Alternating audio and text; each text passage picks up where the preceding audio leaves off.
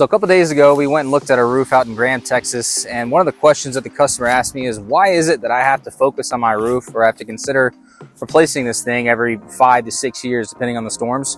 Why is it that they're sold as a 30-year shingle or 40-year shingle, whatever they tell you, and it just doesn't last? Well, one of the biggest things that you have to think about whenever you're either replacing the roof, or you're buying a house, or you're looking to, upgrade things, is attic ventilation. It's extremely important, especially for a shingled roof. Attic ventilation should start at least on the soffit of the roof, or on the eave, under the eave of the roof, or on the perimeter, or you'll see on the gables, on the sides of the house, you'll see some louvers or some cut-in vents. And the last thing you'll see is on the roof. You may see the spinny whirlybirds or turbine vents, or you'll see these little box vents, or the other thing you could see is ridge vents. I had a customer a couple days ago call us out for an inspection. And as we were walking through the property, I noticed that he had ridge vents across the entire ridge line of his roof, but he had no gable vents, he had no soffit vents. So there's no way for the attic to breathe. The way that works, hot air rises. So what you would need around the bottom of the roof is soffit ventilation, these little cut-in metal plates that go in the soffit. That pulls the air in, and the ridge vent lets the air out. Now, if you don't have ridge vents and you've just got box vents or turtle vents or whirlybirds, spinny deals, that just pulls the air out. But ridge vents are another great product. But his situation specifically is he had the top ventilation, but nothing allowing the air to be pulled through. So if you're buying a house or you own a house now, take a look at that, because attic ventilation, it needs to be spot on if you want your roof to last for a long time, as they're quote unquote designed to. So what happens is, if the roof just stays hot, or the attic rather stays hot because of inadequate attic ventilation, the bottom side of the shingle is going to start to bake and get hard.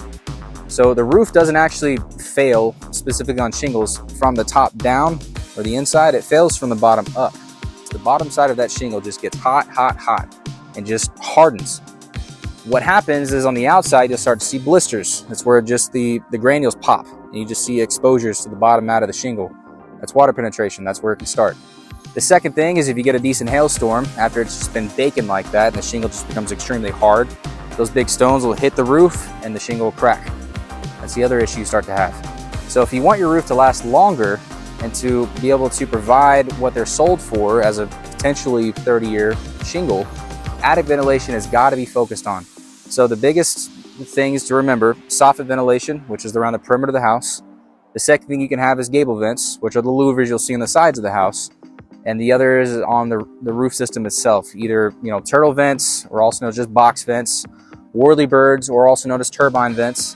And you could also have ridge vents along the ridge of the house.